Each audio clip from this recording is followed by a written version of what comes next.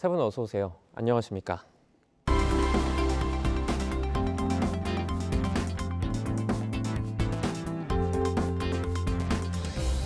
뉴스 리뷰 Y 시작해봅니다. 먼저 김은정 시청자 평가원이 가져오신 오늘의 주제부터 들어봅니다. 지난 9월 19일 미국 연방준비제도는 기준금리를 0.5%포인트 인하하는 정책, 빅컷을 발표했습니다. 당초 국내외 경제 전문가들의 예측을 뛰어넘는 큰 폭의 금리 인하인데요. 우리 경제와 가계에는 어떠한 영향을 미치게 될지 관심이 집중되고 있습니다. 이럴 때 언론은 큰 폭의 변화를 결정한 미 연준 금리 정책의 목적을 분석하고 또 우리 경제에 미칠 영향과 정부 대책의 적절성을 폭넓게 논평해야 합니다. 오늘 뉴스 리뷰 Y에서는 이러한 관점에서 금리 관련 최근 YTN 경제 보도를 살펴봅니다. 네, 이미 시장에서는 예상이 됐던 미국의 기준금리 인하였습니다. 고금리에서 전환이 되는 만큼 전 세계 금융시장에 미치는 영향이 클 것으로 전망이 되는데요.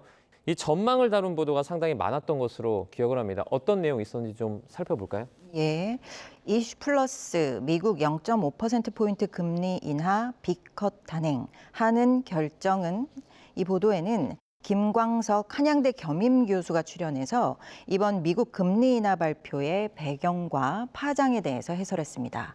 이 대담에서는 미국 연준의 빅컷 결정이 통화정책의 기본적인 메커니즘에서 벗어난 이례적이면서도 예외적인 결정이다. 이렇게 설명했는데요. 이러한 결정에 대해서는 물가 안정에 대한 확신과 또 고용 목표 실현을 위해서 적극적으로 금리 인하를 단행하겠다는 표현, 이렇게 해석했습니다. 우리나라 금리 조정에 대해서는 그동안 가계부채와 또 부동산 경기, 기준금리 격차가 기준금리 인하의 걸림돌이었다. 이렇게 봤는데요. 미국의 이번 빅컷으로 인해서 격차가 좁혀진 만큼 이제 한국은행은 가계부채와 부동산, 이 두 가지 걸림돌만 고려해서 금리를 결정해야 되는 상황이라고 해설했습니다. 특히 이 대담에서는 부동산 관련해서 국토부와 금융위 등등의 재정부의 역할이 중요하다. 이 점을 반복해서 지목하고 있는데요. 우리 정책 당국의 책임 있는 대책 마련과 이행이 중요한 시점임을 강조했다라는 점이 굉장히 의미 있는 보도였습니다. 19일 스타트경제 미 연준 0.5%포인트 빅컷 금리 인하 글로벌 금융시장 대격변 예고로 이어지면서 보면은요, 이 주택담보대출이 8월에 8조 이상 늘면서 너무 가파르게 늘고 있다 보니까 하느니 기준금리를 인하하는 데 부담을 가지고 있다는 분석을 알 수 있었습니다. 우리나라가 걱정해야 할 것은 미국이 빅컷을 단행했기 때문에 이 외환시장의 우려보다는 가계대출 증가세다라는 점이 좀 명확해졌다라는 건데요. 이 국내의 경우에는 금리 인하 기대감에 이 자금 흐름이 예상치 못한 방향으로 흐르기도 하기 때문입니다. 서울과 수도권 집값이 오르는 추세에서 이 주택담보대출을 중심으로 가계부채의 증가세가 꺾이지 않는 데다가 이 원달러 환율의 변동성도 예측하기 힘들기 때문입니다. 내수가 안 좋은 데다가 또 집값의 주간 상승률은 매매는 26주, 또 전세값은 70주 올랐거든요. 이 70주라고 하면은 1년 3개월째 오르고 있다는 건데요. 상승폭은 둔화했으니까 이게 실질적으로 이 대출 규제 때문에 둔화된 것인지 따져봐야 하겠지만 이 금리 인하 기대감이 적잖이 영향을 미친 것은 좀 분명해 보인다는 점에서 약간은 조심스러운 접근이 필요하다라는 생각입니다. 이제 말씀을 정리해 보자면 금리를 내리게 되면 대출을 더 받아서 부동산을 더 사게 된다. 그러니까 부동산 쏠림을 경계하고 있지 않습니까? 관련한 기대 심리를 전한 보도도 많았던 것으로 기억하는데요. 어땠습니까? 9월 19일 보도였습니다. 미국 빅컷의 한은도 인하, 관건은 가계의 빚. 이 보도를 보면은요, 이런 우려를 전반적으로 파악할 수 있습니다.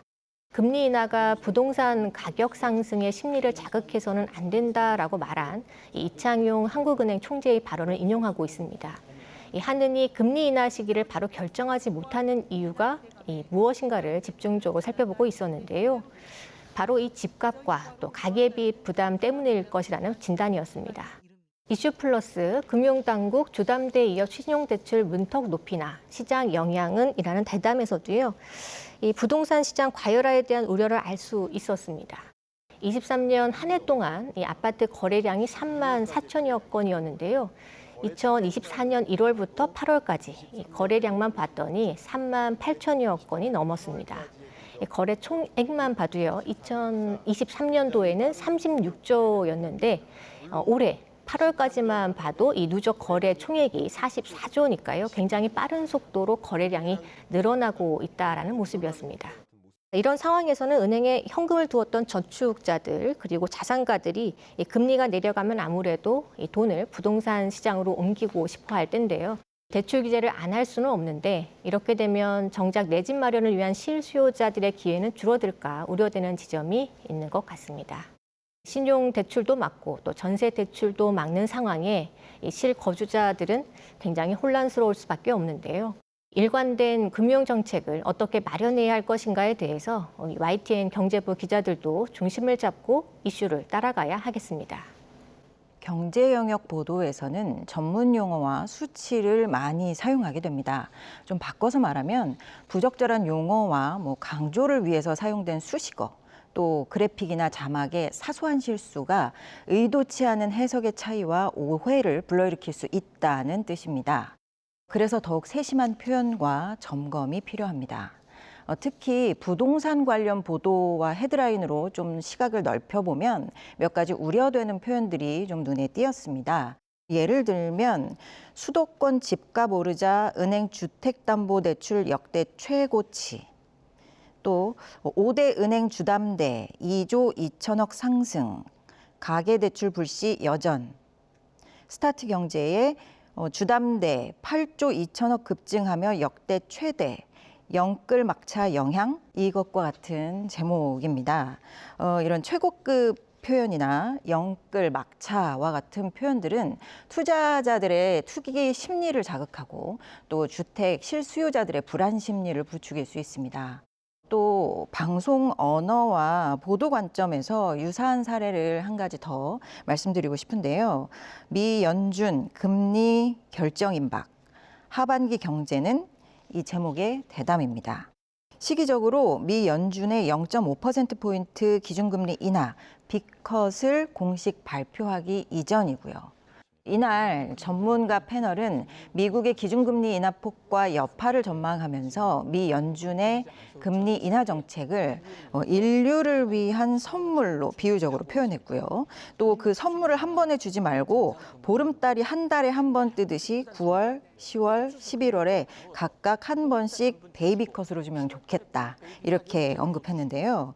기축통화 정책을 운영하고 있는 미 연준이 세계 증시와 각 가계까지 광범위하게 영향을 줄 수 있다. 또 그런 차원에서 이 영향이 증대되고 있다라고 하는 중대 발표를 한다는 점을 좀 비유적으로 표현하려고 했다라는 의도는 이해를 했습니다. 그리고 또 한가위 명절이라는 특별한 날이라는 점도 그 비유에 포함되었다라는 점도 충분히 감안했고요. 그런데 한편으로는 미국 경제 대통령이 우리를 위해서 명절 선물을 베풀어 주는 것처럼 들려서 시청자 입장에서 저는 좀 불편했습니다. IMF 때 국내 언론이나 평론가들이 미국 언론과 경제인들의 시각과 관점에서 우리 경제 전반을 위기 상황으로 표현했던 점도 데자뷰처럼 떠올랐고요. 경제 영역에 대한 보도와 논평, 특히 민감하고 예측이 어려운 상황에서는 비유나 감상적인 표현은 배제하고 이성적이고 적확한 언어를 사용하는 것이 필요합니다. 사실 우리 뉴스 리뷰 Y에서도 경제 보도나 부동산 보도를 다룰 때에 IMF 외환위기나 부동산 투기 과열을 부추긴 배경에 언론의 책임도 있다. 이러한 점을 몇 차례 짚은 일이 있죠. 경제 분야를 보도하고 전달하실 때 표현과 언어를 시청자 입장에서 다시 한번 신중하게 점검해 주시길 부탁드립니다. 네, 앞서 경제 보도에서 이제 주의할 부분들을 첨언해 주셨는데요. 언론사들이 이제 경제 관련된 보도를 할 때 주의를 좀 기울여야 할 점들 어떤 것들이 또 있을까요? 간주관성이라는 용어가 있습니다. 이게 뭐냐면 주관적인 경험이나 생각이 여러 다자 사이에서 공유되는 그런 상태를 표현하는 용어인데 이걸 이제 국제경제 시장 쪽에 이렇게 적용을 시켜보면 지금 미국 시장이 있고 아시아 시장이 있고 유럽 시장이 있는데 이 시장의 운용 시간대가 다 다르죠. 그죠? 우리 시장이 이제 문을 닫게 되면 이제 유럽 시장이 문을 열고 미국 시장이 우리 새벽에 이제 문을 열게 됩니다. 이렇게 시간 차이가 있는데도 불구하고 마치 한 시장에서 일어나는 것처럼 모든 영향들을 이제 상호 주고받는 거죠. 특히 우리나라는 IMF 때 외환 위기를 겪고 나서 거의 그 금융시장을 다 문을 열었기 때문에 더 즉자적이고 그 영향을 크게 받을 수밖에 없는 그런 상태라는 것을 전제로 하고 이제 분석을 해보면 우리 경제 보도는 사실은 두 가지 층위로 해석을 해볼 수가 있는데요. 첫 번째는 경제 전문 매체들의 보도가 있습니다. 이제 우리가 알다시피 무슨 경제신문, 무슨 뭐 이런 쪽 그 언론사들인데 이 언론사들은 미국의 국제 경제 현상을 굉장히 세밀하고 전문적으로 보도를 합니다. 하지만 그 매체 자체가 그 시장의 참여자 역할을 합니다. 이걸 쉽게 표현하면 무슨 얘기냐면 일반 대중은 무슨 말인지 이해하기가 쉽지 않다는 것이죠. 마치 이제 그들만의 뉴스를 보도하고 스스로 이제 이렇게 해석하는 그런 영역이 있는 것이고요. 그 외에 이제 일반 대중 매체들은 사실 우리 경제와의 연관성이 있을 때만 경제 보도를 합니다. 일반적인 경제 현상에 대한 분석 같은 걸 잘 안 하거든요.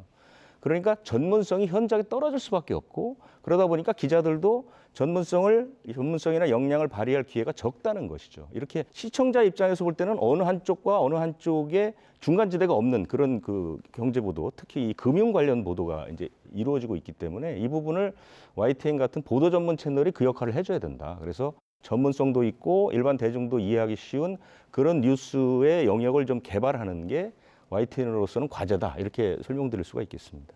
전문성도 가지고 이제 일반 대중에게 이해도 잘 시켜야 되는 어떻게 보면 두 마리 토끼로 좀 잡아야 되는 그런 역할을 좀 충실히 할 수 있어야 할 것 같습니다. 자, 부동산이 아니더라도 미국의 금리 인하 이후에 그 파장을 기대하는 분야별 소식들도 많이 있었는데요. 이 보도 내용은 좀 어땠습니까? 예, 고금리, 고환율, 고물가로 인해서 경제 성장률 지표와 서민들이 느끼는 체감 경기의 격차가 큰 상황입니다. 이번 한가위를 지내면서 이제 뭐 명절이 명절 같지 않다 이런 탄식을 많이 하고 또 들어보셨을 텐데요. 미래에 대한 서민들의 불안감은 점점 커지고 있습니다. 그럴수록 소비와 경제 활동이 위축될 수밖에 없을 겁니다.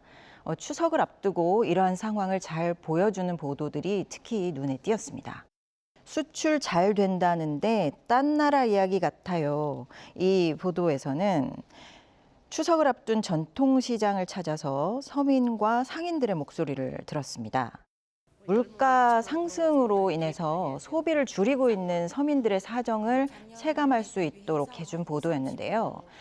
이어서 한국은행의 자료를 제시해서 비내구재와 내구재 가리지 않고 소비가 감소하는 현황을 짚었습니다. 또 나이별 평균 소비 성향을 나타낸 그래프도 제시해서 해가 갈수록 소비 성향이 줄어들고 노후 준비가 덜 된 고연령층일수록 소비가 더욱 주저앉는 현황을 확인해 주었습니다.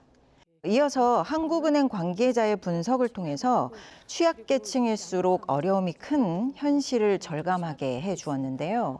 정부는 이에 대해서 취약계층에 대해서는 선별적인 지원을 하겠다 이런 뜻을 밝혔습니다. 향후에 이러한 계획이 잘 실천되고 있는지 후속 취재가 절실해 보입니다. 미 연준의 빅컷이 이 미국 등 주요국 주식시장 등 금융시장에 이 긍정적 영향을 줄 것이다라는 것은 얼마간 지속될 것으로 예측이 되고 있습니다. 인공지능 등 그 혁신 사이클에 대한 글로벌 자금의 투자 열기를 자극할 것이라는 전망인데요. 다만 이 국내 반도체에도 순풍이 불고 있는가 하면 그렇지는 않은 것 같습니다.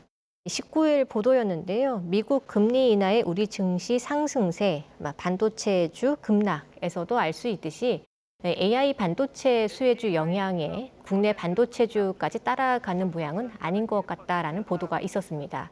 또 20일 보도였는데요. 빅컷, 훈풍의 증시 상승, 반도체주 희비 엇갈려라는 보도도 있었습니다. 이 보도는 이 증시 상황을 후속 점검했는데요. 빅컷 하루 만에 뉴욕 증시 3대 지수가 일제히 급등하면서 코스피나 코스닥 지수도 상승폭이 커진 것은 긍정적이다라고 하면서 이 AI 반도체 수혜주 영향이 기대됐는데 SK 하이닉스와 한미 반도체는 소폭 올랐지만 이 삼성전자는 소폭 하락해 차이가 보였다고 보도를 했습니다. 모건 스탠리의 SK 하이닉스 업황을 부정적으로 평가한 보고서의 영향 때문이었는지 좀 깊이 있는 분석이 좀 뒷받침되었으면 했는데요. 지표상 변화만 다뤄주어서 좀 단편적인 정보 제공으로 비춰졌다는 점은 좀 아쉬웠습니다.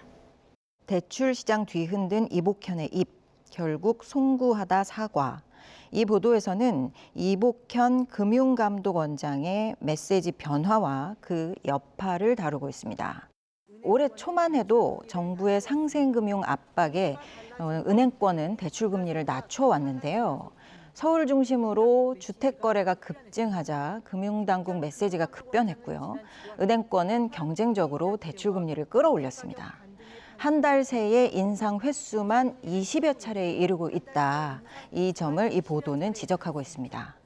또 여론이 나빠지자 상황에 책임을 묻는 화살은 은행권을 향한 점을 주목하면서 이 원장의 오락가락 개입이 은행권에 혼란을 주면서 애꿎은 피해자만 키우고 있다는 비판적인 시각을 전하고 있습니다. 이 보도는 미국 금리 조정 발표를 앞둔 시점에 한국 금융당국의 정책을 점검하면서 논평하고 있는데요. YTN의 이번 금리 조정 관련 보도를 살펴보면서 가장 아쉬웠던 점은 이 같은 정부 정책에 대한 정보 전달과 해설 그리고 분석이 충분히 제시되지는 않았다는 것입니다. 이럴 때일수록 정부는 현재와 향후 국내외 경제 상황을 어떻게 바라보고 있는지, 또 어떠한 대책을 세우고 있고 어떻게 대응하고 있는지, 대다수의 시민들은 기대와 궁금증을 갖고 있습니다. 변화하는 경제 상황 속에서 정부의 금융정책, 대출정책, 또 부동산 정책 등도 변화를 보이고 있는데요. 정부 정책 관련 YTN 보도는 정부 측 발표를 그대로 전달하는 데 머무르고 있어서 좀 아쉬웠습니다. 정책이 기획되고 시행되면 그 정책을 통해서 이루고자 한 목표가 있을 텐데요. 그 정책이 어떠한 취지에서 기획되었는지, 또 그 목적을 달성하고 있는지, 부작용은 없는지 점검과 논평이 필요합니다. 금리와 경제정책 관련 사안에 대한 정부의 인식은 어떠한지, 또 그에 대한 구체적인 대응 방안과 평가는 어떠한지, 미비한 부분에 대한 보완으로는 무엇이 필요한지, YTN이 앞으로 심층적으로 취재하고 논평해 주시길 부탁드립니다. 네, 그럼 오늘 뉴스 리뷰 Y 내용 정리해 보겠습니다. 이것만은 꼭 시간인데요. 먼저 평가원님부터 한 줄로 요약 부탁드립니다. 금리 보도, 이제 우리 경제와 정책 대응 관점으로. 추석 연휴 시작 전부터 끝난 이후까지 우리 언론의 경제 보도 중심에는 미국 연방준비제도의 기준금리 인하폭에 대한 예측과 영향 분석이 있었습니다. 우리가 미국 금리 변동에 관심을 갖는 가장 중요한 이유는 우리 경제에 미칠 영향을 예측하고 정책적으로 대응해서 더 나은 경제 상황으로 나아가기 위함일 겁니다. 지금부터는 경제나 금융 상황에 대한 우리 정부의 인식은 어떠한지, 국민 개개인의 경제 상황이 좀 더 나아지기 위한 목적으로 정책이 기획되었는지, 그리고 그 정책이 원래의 목적은 달성하고 있는지, 언론의 환경 감시와 탐사가 필요합니다. 이제 우리의 경제 의제를 대다수 우리 국민의 관점으로 YTN이 좀 더 심층적으로 취재하고 논평해 주시길 부탁드립니다. 네, 이번에는 김수정 박사님의 한 줄 평도 들어보도록 하겠습니다. YTN 경제 뉴스 맥락 분석부터 전망과 예측 보도로 차별화 깨해야. 미국의 B컷 관련 보도만 보더라도 금리 인하의 배경과 글로벌 경제에 미치는 영향, 또 궁극적으로 우리나라의 경우 하느니 금리 인하를 할 것인가와 같이 이 경제 뉴스 수용자의 수요는 다면적이고 또 조급하면서 전문적이길 바라고 있습니다. 글로벌 경제 이슈의 파장이 국내 경제 상황에 미치는 속도나 또 양이 전보다 빠르고 또 커진 것도 이러한 경향을 부추겼을 텐데요. 사안의 맥락적 관계를 신속하게 읽어내고 또 시장의 전망과 예측을 담아낼 전문성을 확보하는 일이 중요해졌습니다. 경제 이슈를 알기 쉽고 또 보기 좋게 전달하기 위한 YTN의 노력이 계속돼야 하겠습니다. 네, 오늘 뉴스 리뷰 Y 순서는 여기서 마치도록 하겠습니다. 세 분 오늘 말씀 잘 들었습니다. 고맙습니다.